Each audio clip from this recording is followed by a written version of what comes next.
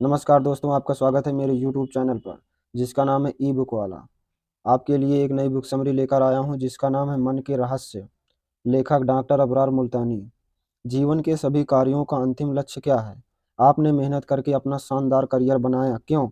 आनंद पाने के लिए। आपने अच्छे सुंदर कपड़े पहने और स्वयं को श्रृंगार से निखारा क्यों? आनंद पाने के लिए। आप अपने बच्चे को गोद में उठाकर ही दुलार कर रहे हैं क्यों? आनंद पाने के लिए। अर्थात सफ़र पर जाते समय आपने अपनी कार का म्यूजिक सिस्टम चालू करके ही मधुरतम गीत लगाया क्यों? आनंद पाने के लिए। हम प्रायः ही दोस्तों हमारे हर कार्य आनंद प्राप्ति के लिए ही होते हैं। ये हमारी स्वाभाविक मानव प्रवृत्ति ही है जो हमें आनंद की अर्थात ओर प्रेरित करती है। हम आनंद की खोज में सदैव रहते हैं। हमारे सभी कार्य और हमारे सभी विचार, हमारे सभी आविष्कार आनंद प्राप्ति की असीम प्रेरणा के ही कारण ही संभव होते हैं। मैं जो भी अध्याय लिख रहा हूँ और जब आप इसे अध्याय को सुनोगे या पढ़ोगे तो हम दोनों को ही आनंद की प्राप्ति के लिए ही कर रहे हैं। याद रखें, यदि आप कोई भी बुरा कार्य कर रहे हैं तो अर्थात वह आनंद की प्राप्ति के लिए ही है। यह बात अलग है वो कि आपको निराशा देता है। हम पैदा होते हैं सिर्फ आनंद की खोज शुरू कर देते हैं। बच्चा जब माँ से अर्थात दूर होता है तो वह रोता है क्यों? उसे माँ के लिए आनंद का चाहिए। और हमारा धार्मिक स्वभाव स्वर्ग को प्राप्त करने के लिए जाने वाला पुनः कर्म ही आनंद की अनंत यात्रा के लिए करते हैं। हम स्वार्थ एवं जन्मता हकीकत में जो कुछ भी स्थान है जहाँ हम रूह की उपस्थिति हो और केवल कहते हैं आनंद को ही खास हो। नर्क और जहन्नुम को ही स्थान जहाँ केवल दुख का ही अर्थात वास हो, आनंद का कोई ना हो। तो हमारे धर्मों का भी अर्थात अंतिम उद्देश्य यही है कि हमें आनंद की प्राप्ति करवाए। हम आनंद की प्राप्ति के लिए ही हमेशा उतावले रहते हैं, लेकिन हम अर्थात ही सच्चे आनंद को ही नहीं खोज पाते हैं। मैं आपको आनंदित देखना चाहता हूँ, वो आनंद अच्छे मार्गों से प्राप्त होगा जैसे लोगों का ही आनंद। यदि आपने किसी को अर्थात व्यक्ति को कुछ दिया है तो वो अर्थात ही सच्चे एवं कहते हैं सुकून भरे आनंद की तरफ ले जाएगा। जैसे आप बचपन से ही अपने दोस्त को अपनी ओर पुस्तक दे रहे हैं और आज ये काबिल अफसर बन गया हो तो अर्थात वो देने का सुख चिर एवं सच्चा आनंद प्रदान करेगा। कहते हैं इसका ठीक विपरीत, यदि आपने अपने दोस्त की पुस्तक चुराई हो या उसे नष्ट कर दी हो ताकि वो परीक्षा में फेल हो जाए और उसे आगे न बढ़ सके, तो आप क्षणिक आनंद जो कि आपको ही भूतकाल में प्राप्त हुआ था, वो अर्थात भविष्य में आपको ही कचोट रहेगा। शायद जीवन भर आपको ही आनंद प्राप्त करना है, लेकिन वो आनंद सही मार्ग से प्राप्त किया गया हो। क्या धारणाएं बेड़ियां हैं? एक बच्चा बचपन से ही अपने आसपास के सभी लोगों से सुनता है कि वो अर्थात अक्ल का मूर्ख है। जैसे जैसे वह बड़ा होता जाता है वैसे वैसे उसके अंदर ये धारणाएं मजबूत हो जाती हैं कि वो वाकई में मूर्ख है। फिर वो मूर्ख जैसे हरकत करने लगता है और उसी हरकतों से ही अर्थात जब वह स्वयं देखता है तो वह हो सकता है कि उसे लगे कि वह गलत कर रहा है। फिर उसके मस्तिष्क में बनी धारणाएं उससे कहती हैं कि तू वाकई में ऐसी हरकत करने वाला व्यक्ति हो, क्योंकि जो तुम मूर्ख हो इसलिए तुमने अर्थात ऐसी गलती होना लाजमी है। यदि तुम बुद्धिमान होते तो ऐसा कभी नहीं करते। अब यदि उस व्यक्ति को अर्थात ही कामों की बहुत सारे लोग तारीफ करने लगें तो उसके मन में बनी धारणाएं धीरे धीरे बदल जाएंगी। क्यों बिछड़ना जरूरी है?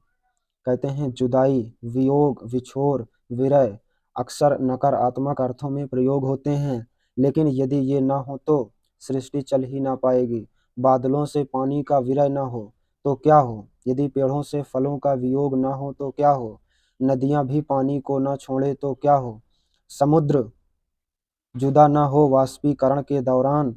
माँ अपने शिशु को बेहद प्रेम करती है और शिशु भी अपने माँ से लेकिन यह प्रसव का ही विरोध करने लगे तो क्यों? यह प्रसव और माँ बेटे की जुदाई या वियोग की प्रक्रिया है। ये तो माँ बेटे को ही अलग करती है। यहाँ पर हम देख रहे हैं कि जुदाई कितनी जरूरी है। कायनात को चलाने के लिए जुदाई जरूरी है, अर्थात हमारे रोजाना के कामों में भी जरूरी है। हम घर का ताला लगाकर ही चाबी में विछोर न करें तो क्या हो? ताले का कोई मूल्य नहीं है।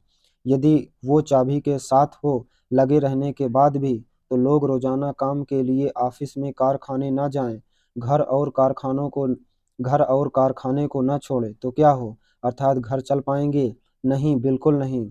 हमें जीवन के कामों को ही करने के लिए बिछड़ना पड़ता है, अलग होना पड़ता है। पैगंबर मोहम्मद सा और वा को भी अर्थात अपने शहर मक्का को ही अपने प्रिय रिश्तेदारों से जुदा होना पड़ा, हिजरत करना पड़ा। ये हिजरत जुदाई इतनी पावन है इस्लाम में कि अर्थात इस्लाम को आधार मानकर ही इस इस्लामिक कैलेंडर बनाया गया है जिसे हम हिजरी कैलेंडर कहते हैं। क्या आज के रिश्ते नाजुक और दोस्त कम हो रहे हैं? पाषाण युग के मानव खेती करना शुरू किया। कृषि युग के आगमन से ही साथ ही लोग खानाबदोश एवं बंजारों के ग्रामवासी एवं कबीलों में अर्थात हर वासी बन गए थे। कबीलों और गांव वाले एक दूसरों के काम आते थे। एहसान का बदला एहसान, मदद का बदला मदद। और कहते हैं किसी भी अर्थात हत्या या लूट करता तो उसके साथी और रिश्तेदार मिलकर उसका बदला लेते। एक दूसरे की मदद एवं समाज चलता और रिश्ते प्रगाढ़ होते चले जाते। लोगों के साथ जान निसार का दोस्तों का समूह बेहतर होता था जो वाकई में एक दूसरे के लिए जान दे सकता था। कृषि युग के करवट बदलते ही क्रांति का युग कहते हैं क्रांति का रूप धारण कर लिया और फिर शुरू हुआ पूंजीवाद और उपभोक्तावाद का दौर। इन दोनों वादों ने ही हर व्यक्ति को हर वस्तु उपलब्ध करवाई। लोगों को पूंजी के दम पर ही अगर आपके बच्चे आपके बीमार होने पर आपकी सेवा नहीं कर रहे हैं या आपको आपके उम्मीद नहीं है तो आप थोड़े से ही पैसे चुकाकर किसी भी नर्स को हायर कर सकते हैं। वह बहुत ही अर्थात श्रद्धापूर्वक सेवा करेगी और यदि उसकी सेवा पसंद नहीं आ रही है तो आप उसे भी बदलकर किसी भी सुविधा दे सकते हैं। शादियों की अर्थात तैयारी के लिए पहले रिश्तेदारों पर निर्भरता रहती थी लेकिन अब एक अच्छे वेडिंग ऑर्गेनाइजर को पैकेज लेकर चिंता मुक्त हो जाना। क्या बदल रहे हैं आज के पिता? आज के कुछ साल पीछे जाएं या एक दो पीढ़ी के लोगों से ही पूछा जाए तो उनके लिए पिता अनुशासन, भय, सम्मान का मिला जुला व्यक्तिगत था। अब पिता का व्यवहार बदला है और प्रक्रिया स्वभाव बच्चों का भी व्यवहार उनके पिता प्रति बदला है। अब पिता पहले से ज़्यादा अपने प्रेम प्रदर्शित करने लगे हैं और मैं अपने आए हुए क्लिनिक पर पिताओं को देखता हूँ तो पहले के पिताओं से भिन्न हैं। पहले के पिता अपने बच्चों से दूरी बनाकर रखते थे, उन्हें प्रेम से गोद उठाते नहीं थे, उनकी समस्याओं को सुनते नहीं थे, भावुक नहीं होते थे, ना ही उनकी अर्थात जटिल समस्या होने पर रोने लगते थे। लेकिन अब ये बदल गया है। आदिम विकास के दौरान पिता का काम परिवार की सुरक्षा, भोजन व्यवस्था करना था। माँ का काम भोजन को पकाना और बच्चों को परवरिश करना, बच्चों की देखभाल और प्रेम माँ का काम था। ये दोनों ही अर्थात काम अच्छी तरह से निभा रहे थे। ये विकास क्रम लाखों वर्षों से चल रहा था लेकिन औद्योगिक क्रांति फिर अर्थात संचार ने सब कुछ बदल दिया। अब पिता के साथ साथ माँ भी अर्थात कमाने लगी है और पुरुषों के एक छत्र प्रभाव वाले क्षेत्रों में महिलाओं ने धमाकेदार एंट्री की है। अब वो भी अच्छा खासी तनख्वाह पा रही हैं। कई महिलाओं की तनख्वाह उनकी पतियों से भी ज़्यादा है। इसलिए घर का माहौल बदला है। इस माहौल को भी कई पुरुषों ने अर्थात स्वीकार कर लिया है और स्वयं को बदल लिया है। क्या डर हमारे फैसलों को प्रभावित करता है? कड़कड़ाती बिजली की आवाज़ हो, शेर की दहाड़ हो, सामने से कोई तेज हवा हो या आने वाली गाड़ी हो या नारे लगाते हुए उत्तेजित भीड़ हो, किसी भी जहरीली जानवर का दर्शन हो या फिर कोई भी अर्थात दहशत भरी खबर हो, हमें डरा देती है। इसने हमारी धड़कन बढ़ने लगती है, पसीने छूटने लगते हैं, सांसें तेज चलने लगती हैं और हमारे हाथ पैर फूलने लगते हैं। ऐसा क्यों होता है? हम डरते क्यों हैं? क्या डरना एक ज़रूरी चीज़ है या फिर गैर ज़रूरी? मानव विकास यात्रा के साथ साथ भी हमारे मस्तिष्क का विकास हुआ है। हमारे शरीर के डर एक अवयव एक ही कार है। हमारे जीवन को चलाना यदि एक दौर गौर से अर्थात थोड़ा सोचें तो पाएंगे कि हमारे हर अंग कोशिका हमें जीवित रखने की दिन रात मेहनत कर रहे हैं। कहते हैं किस चमत्कार को नमस्कार करना चाहिए? हम मनुष्य चमत्कार को ही नमस्कार करते हैं। हमें जो भी अनोखा दिखाई देता है हम उसके अर्थात आगे नतमस्तक हो जाते हैं। चमत्कार दिखाने वाले हम अनुयायी बन या बंदे बन जाते हैं। बाबा, फकीर, जादूगरों, कालाबाजों व झाड़ फूंक करने वालों को हमने भगवान का दर्जा दे रखा है। पोटेशियम परमैंगनेट को ही नारियल में डालकर उसे खून जैसा लाकर दिखाना। बाबा या फकीर के अनुयायी बन जाएं जिन्होंने अर्थात बता दिया है कि मैं तुम्हारी सब भूत बाधाएं सब दूर कर दी है, तुम्हारे दुश्मन को अर्थात तुम्हारे रास्ते से दूर कर दिया है। फास्फोरस को हाथों में अर्थात रगड़कर धुआं निकालने का चमत्कार हो, या फिर उसे धुआं को बोतल में प्रवेश कर देने का चमत्कार हो, देखकर हम समझ जाते हैं कि इन्हीं बाबा के पास शक्तिशाली जीन कैद है। सोडियम पर पानी डालकर आग लगा देने वाला बाबाओं ने भी अपने भक्तों का भी साम्राज्य खड़ा किया है।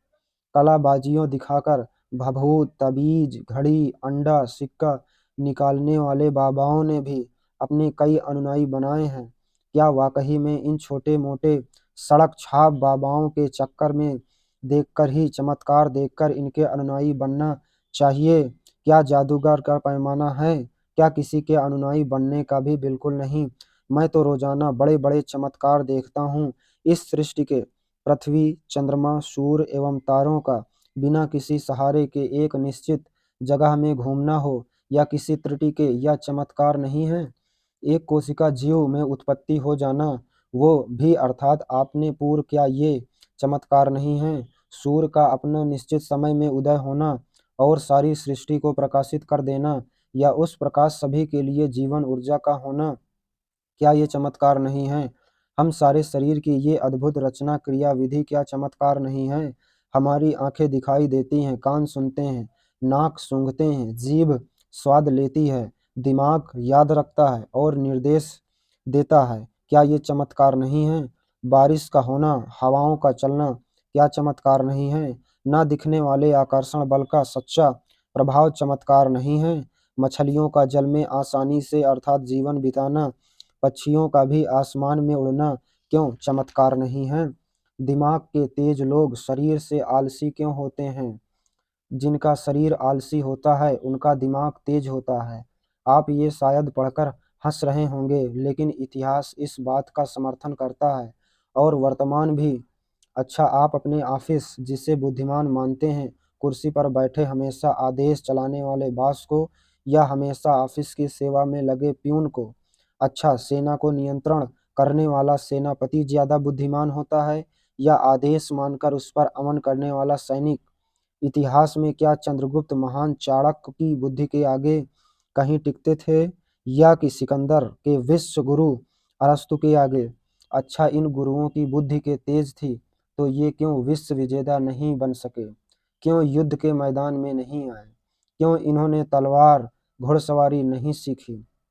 आखिर क्यों इन्होंने मस्तिष्क तेज होने पर भी शरीर सुस्त हो जाता है? इतिहास गवाह है कि राजनीतिज्ञ, लेखक, विचारक, समाज सुधारक, वैज्ञानिक, अर्थशास्त्री शारीरिक रूप से दुर्बल और शारीरिक श्रम करने में पीछे रहते हैं, जबकि इनके मस्तिष्क ने करोड़ों लोगों के जीवन को आसान बनाया है।